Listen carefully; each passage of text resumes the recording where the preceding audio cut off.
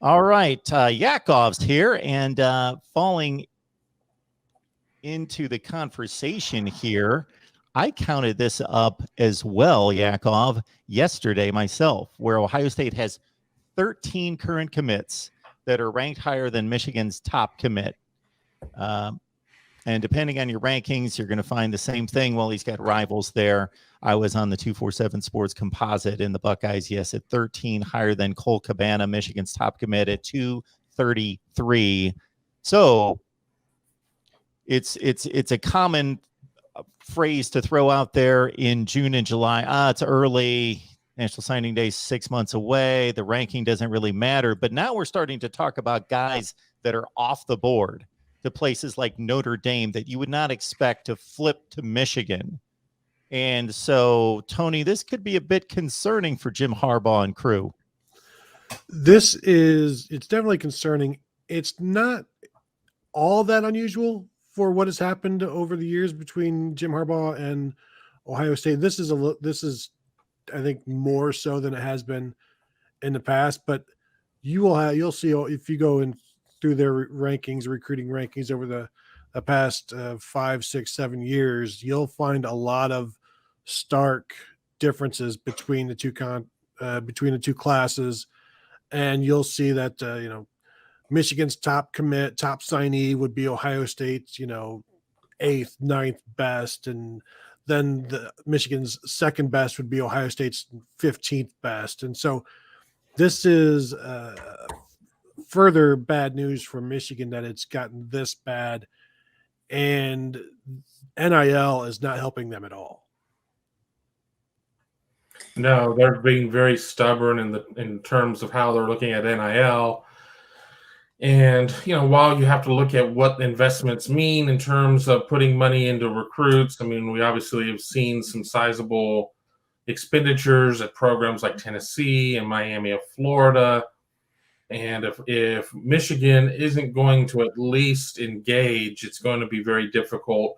But then when you start losing legacy kids and kids right in your footprint to competing schools or to schools, in the case of Dante Moore, potentially Oregon all the way out west, that's kind of a big deal. So, not to try and bring this all full circle to talk about conference expansion or whatnot, but as you bring USC into the fold, and if Michigan can't get it sorted out in terms of recruiting, and 1 year is 1 year in terms of what we're talking about these immediate numbers, but as Tony had said, we do see it in other years. I mean, that Ohio State's class, at least statistically, are significantly better over the last however many years. And, again, I'm not going to dismiss and try and say that 42-27 didn't exist. It happened. But is anybody here saying that 42-27, the team up north is going to happen this year or next year or whatnot?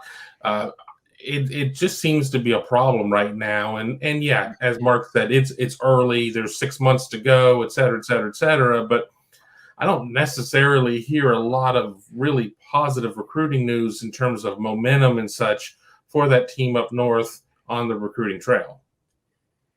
Yep, I agree with all that. I just think, the coach messing around with the NFL, kind of killed the recruiting. And, changes on the assistant coaching staff as a result of the coach screwing around with the NFL kind of killed the recruiting. So they need to figure out if he's going to be there long term or not. I think that's or is he just stuck there for one more year because no one took him last year?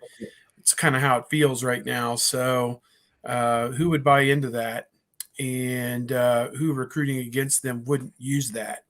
So they're kind of dead in the water right now, and everybody saw it coming, and they've done nothing to counteract it. And, I guess you can get in the transfer portal and find whatever you need at a moment's notice. I think I'm already on record as saying Ohio State at this point is going to need a defensive tackle and 2 offensive linemen out of the portal after the upcoming season if they expect to win the Big Ten in 2023. So it's kind of where things are at right now in this day and age. Yeah, but if you're not willing to play the NIL game properly, how are you going to pull those guys out of the portal? When they'll figure it out. They're not going to mess this. they're not going to mess it up forever. There'll be some guidance on what you can and can't do, and they're kind of on an island in Ann Arbor though, because Detroit has professional sports. I mean, would you rather have Steve Eiserman from the Red Wings? I know he doesn't play there anymore, but that type thing, or whoever the Tigers, or I know the Lions don't have any name value players, obviously, but Pistons, whoever. I mean, they kind of struggle in that market for traction. If they're great, then they're number one, but if they're not great, then nobody really cares. So that's kind of the what kind of a market is there for NIL at Michigan? I'm not sure there really is one.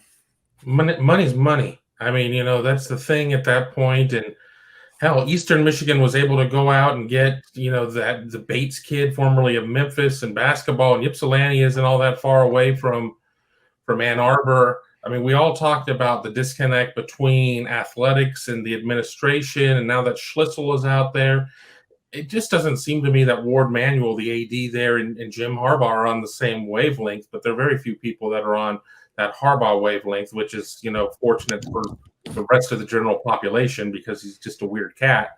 I don't know. I'm not sitting there, I'm not here to bury Michigan and say that they will never rise again, but they certainly have handicapped themselves in some ways, and I think that some of this Michigan man arrogance is not going to help them. Maybe finishing with the 23rd rated recruiting class will slap them into reality and jolt them out of their unawareness or stubbornness or arrogance, whatever it is. We'll see. We'll see how it plays out and lands for them in December.